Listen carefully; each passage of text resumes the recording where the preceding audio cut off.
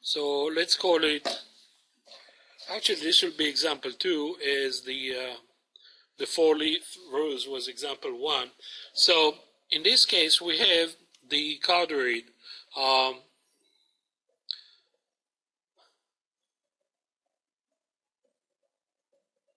And the cardioid is R equal 1 plus sine theta, if you remember. Okay, we have two parts here. Part A, we want to find the tangent when, or the slope of the tangent to the cardioid when theta equals pi over 3.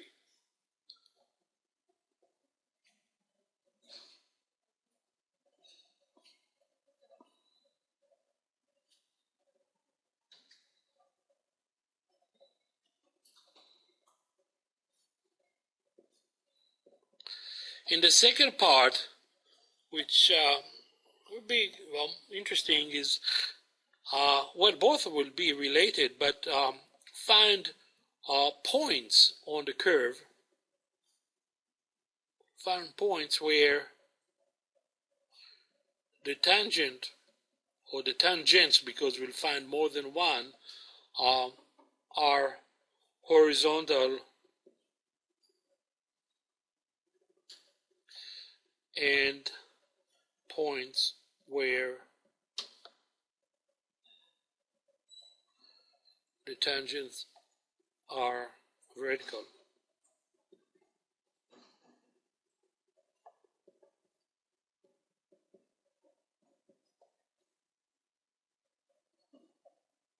And turned out that there was one element of part B, of the solution of part B, is a non-trivial solution, or non-trivial situation. But let's start with A, and we pretty much have in our notes and remember what is the tangent, the slope of the tangent equation. Just to remind you, let me bring back the first page. It's in the box at the bottom. So we need to, for this particular curve, the cardioid, we need to come up with dy dx. Okay, so let's work it out.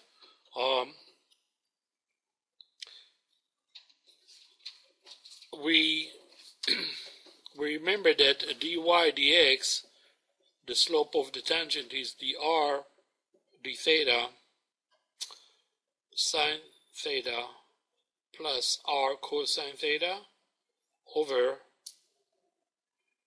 dr d theta cosine theta minus r sine theta. So we need to produce these expressions. Okay? So dr d theta will be simply cosine theta, right? So since dr d theta is cosine theta, and then we have on top we have cosine theta times, so this is dr d theta times sine theta plus r. Well, r is 1 plus sine theta times sine theta.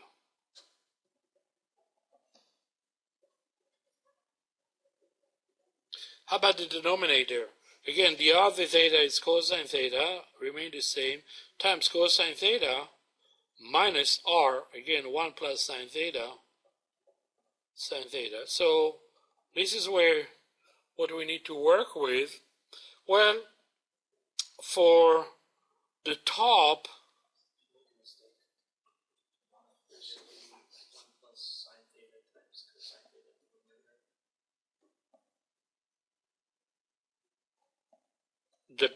the numerator? Yes, thank you.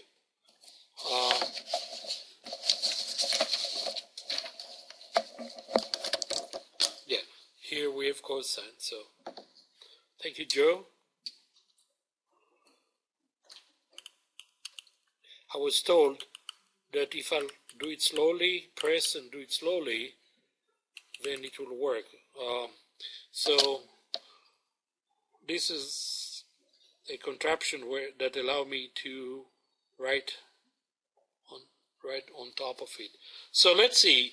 Yeah, we need cosine because now we can factor out the cosine, right? And we have sine plus 1 plus sine, so we have 1 plus 2 sine theta in the numerator. The denominator requires a little bit more work. Cosine squared. Now, the cosine squared, I'm going to immediately write it as 1 minus sine squared. You don't mind, do you? So, instead of cosine squared, I write 1 minus sine squared. And what I have here is sine squared, or negative sine, minus sine squared.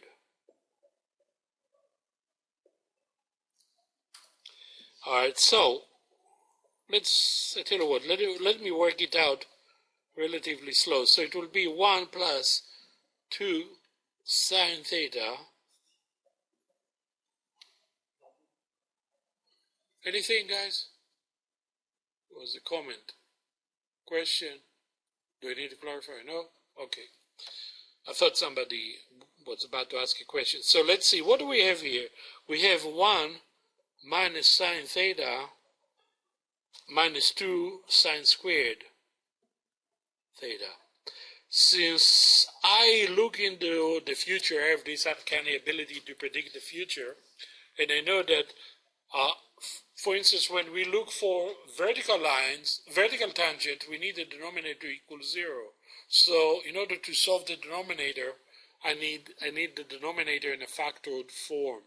So, and the numerator is already factored, so I'm okay with that. But the denominator, I'm going to write it as, well, let's see, this is 1 and I have sine squared, I have 2 sine squared, so I know that I have 1 times 1 to get the 1, and I have sine and 2 sine to get the 2 sine squared. So all I need to determine is where do I have the plus, where do I have the minus? Well, the net result when we add is negative sine, so it will be negative 2 sine and positive sine. So I factor this. This will be a great help down the road. And this is good enough for evaluation, because now all I need to do is to evaluate dy dx when theta equals pi over 3. Okay? So just plug cosine of pi over 3. Let's write it out. Cosine of pi over 3, and then times 1 plus 2 sine of pi over 3 over the factored form, which is 1 plus sine of pi over 3 times 1 minus 2 sine of pi over 3. Okay, now trig. So cosine of pi over 3 is 1/2. Sine of pi over 3 is square root of 3 over 2. But we have 2 of those, so we have 1 plus square root of 3. Again, cosine of pi over 3, square root of 3 over 2. And then we divide by 1 plus sine of pi over 3. That would be 1 plus square root of 3 over 2 times 1 minus 2 times square root of 3 over 2. So 1 minus square root of 3. Okay.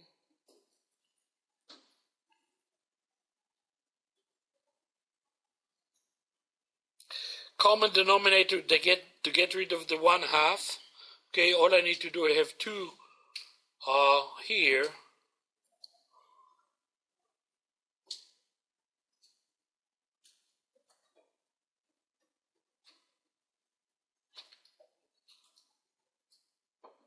Yeah.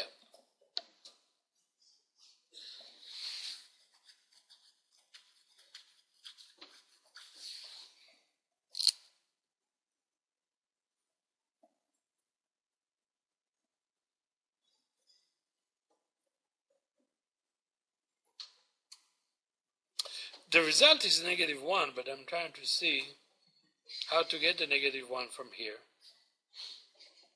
Let's see, did I do something?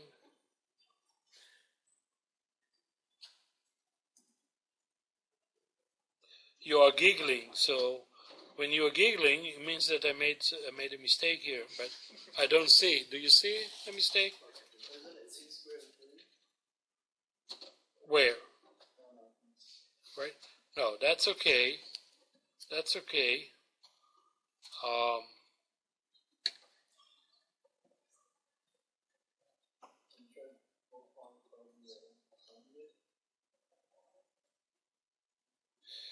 no, let's see. If I want him to factor 1/2, then I end up having 2 plus square root of 3, 1 minus square root of 3, right?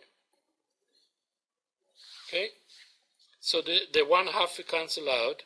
So I have 1 plus square root of 3. And let's see what happened when we multiply it out here. We have 2.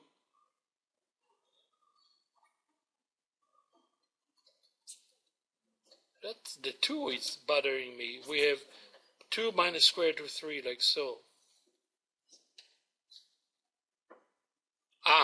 And then square root of 3 times square root of 3 is negative 3. There it is.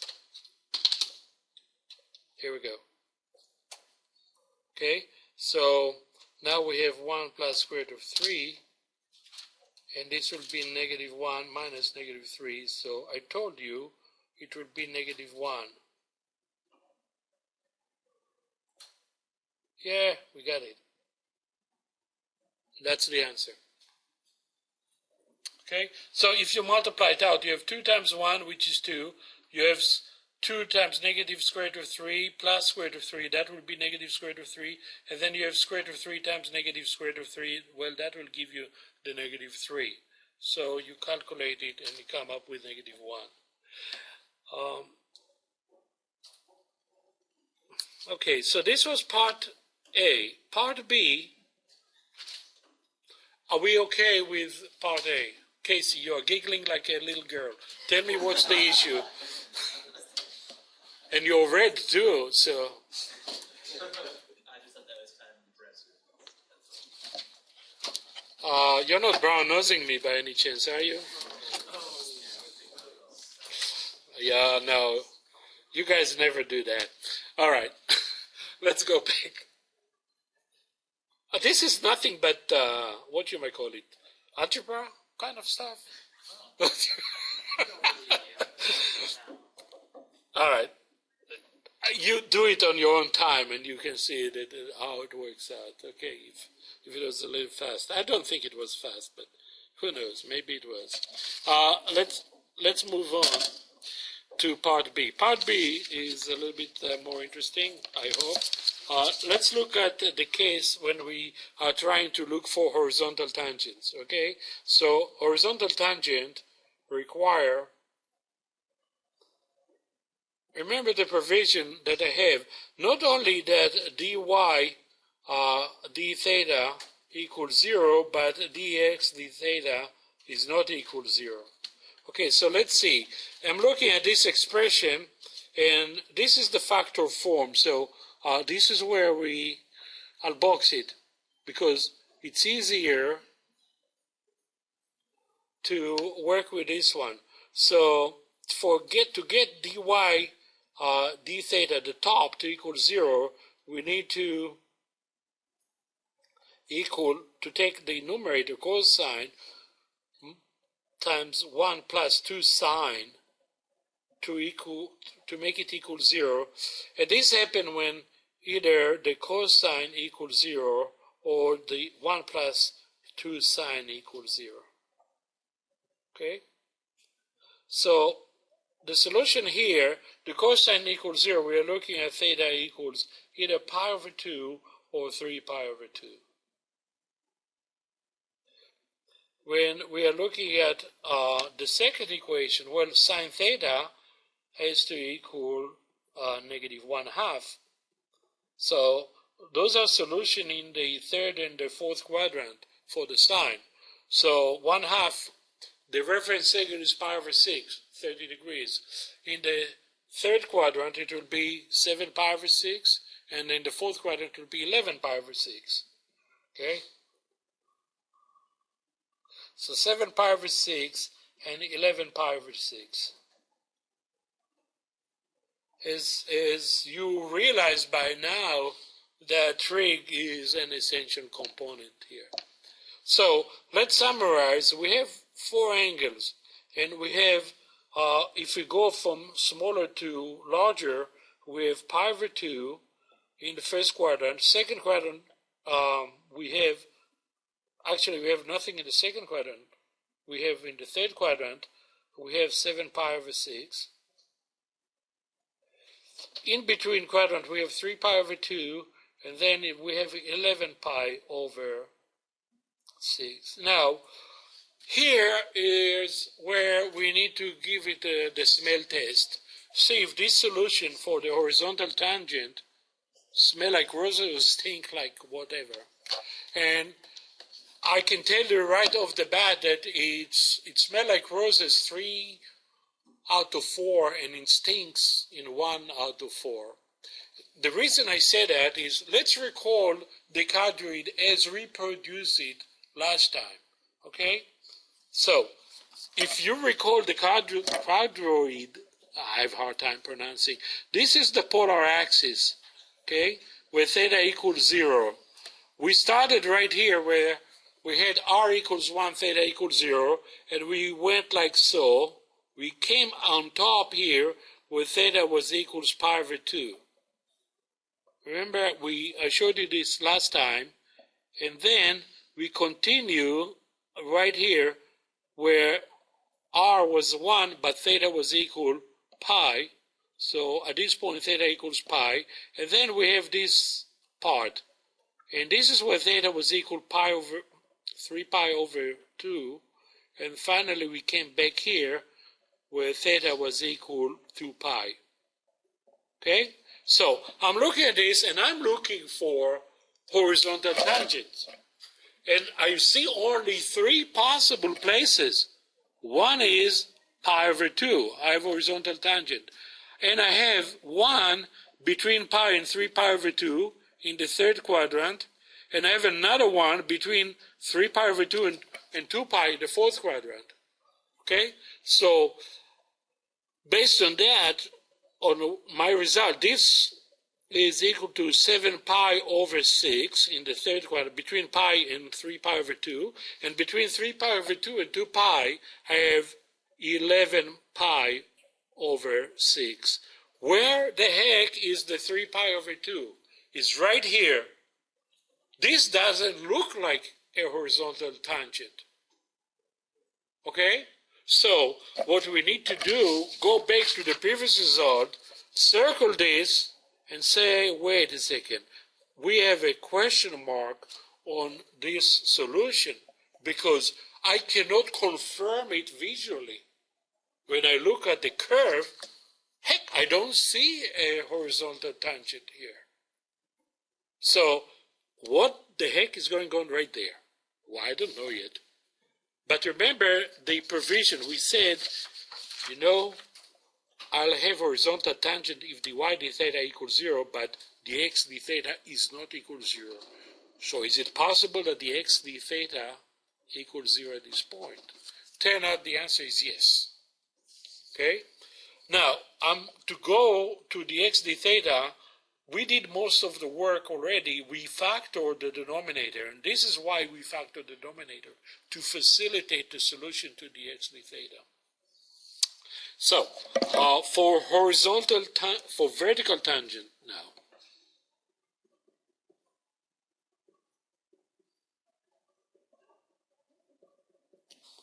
Okay, for vertical tangent, we want the we want the x d theta to equal 0, but we don't want the y d theta to equal 0. We don't want to have 0 over 0. So we want the denominator, and the denominator, if you remember, was 1 plus sine times 1 minus 2 sine equals 0. So one solution is 1 plus sine equals 0, right?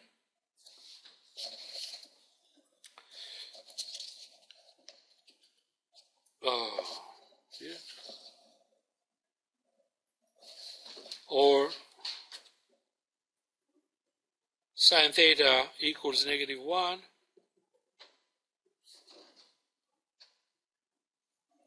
Right? And theta equals what? 3 pi over 2. Wow. Right? Jump at you.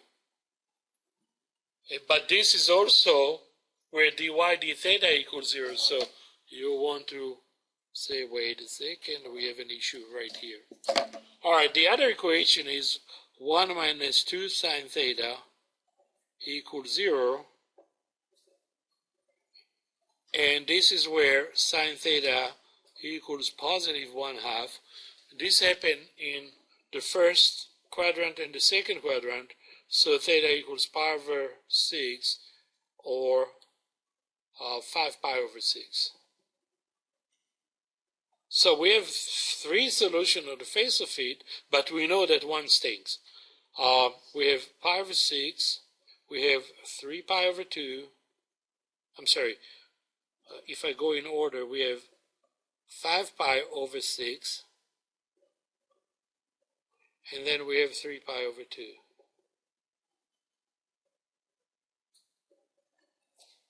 Okay? And this one is not acceptable. So, here's what we know for certainty. We know for certainty at this point that we have the 3 horizontal tangent at pi over 2, 7 pi over 6, and 11 pi over 6. We know for certainty that we have 2 vertical tangent at pi over 6 and 5 pi over 6. And this is something we can see. Pi over 6 is a point between 0 and pi over 2. And here we have vertical tangent. So this is theta equals pi over 6. The other one is 5 pi over 6, a point between pi over 2 and pi. And you can see right here, 5 pi over 6. What happened right here at the pole? 3 pi over 2. Well, we don't know. We have 0 over 0, right? What do we do when we have 0 over 0? L'Hopital, come to our help. So, L'Hopital it is. Okay? So, at theta equals 3 pi over 2, dy dx equals 0 over 0. Okay? We need to use L'Hopital.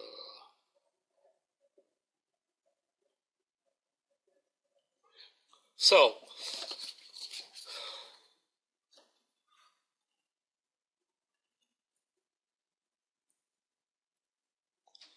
I'm thinking how to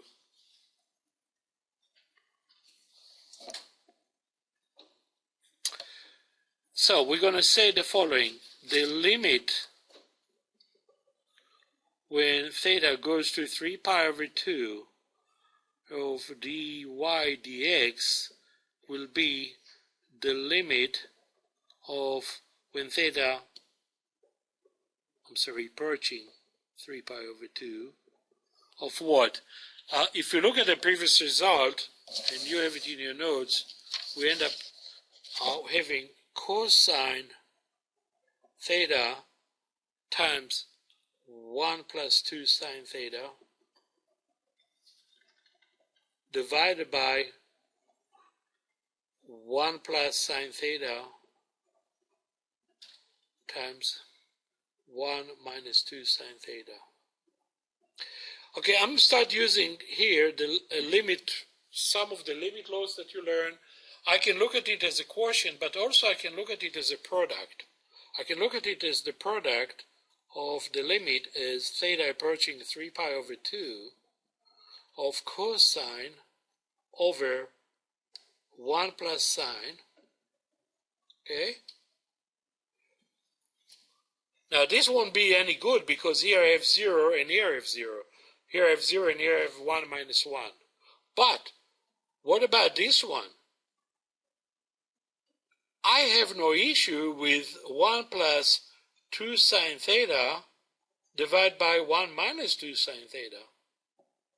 Because when theta is 3 pi over 2, this will be 1 minus 2, and this will be 1 minus negative 2. I'm sorry, 1 minus 2 times negative 1. So this will be 1 minus 2, and here we have 1 plus 2. So this will be negative 1/3. Okay? So this thing, this limit right here, I can do direct substitution.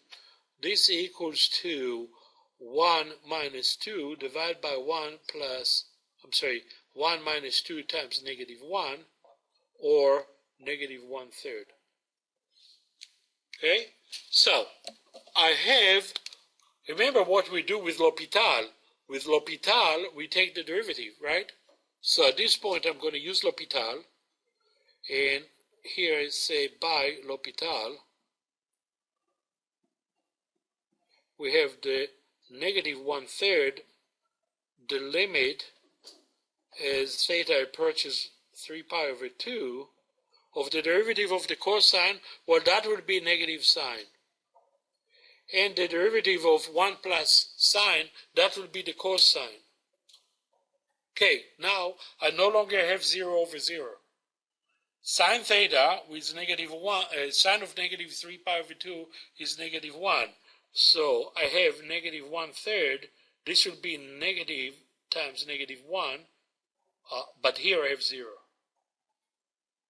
Okay?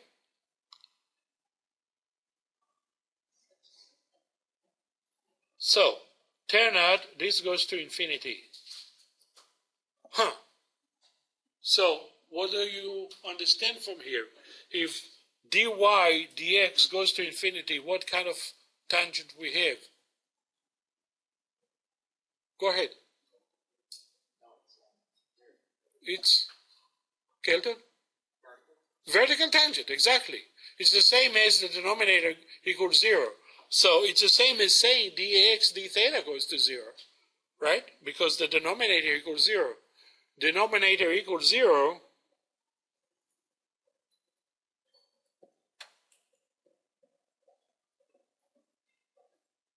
Implies vertical tangent. So at this point, turn out we have vertical tangent. So here's the answer to this question.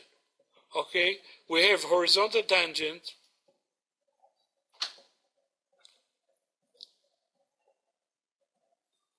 at theta equal, and going back to our list, I'll go in order. It will be pi over 2, 7 pi over 6, and 11 pi over 6. And you can see this in the drawing, in the sketch to the top left. Vertical tangent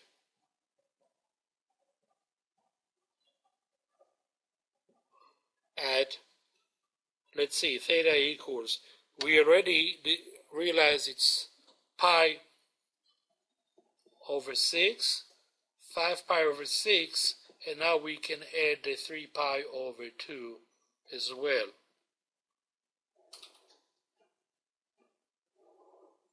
Okay, so in addition to the blue vertical tangent that I drew initially, you can add another one right at the pole. I think that was a very long exercise, was it? But you learned a few things, and we brought back L'Hopital from Calc 1, and we did a lot of trig. So it's all good, I hope.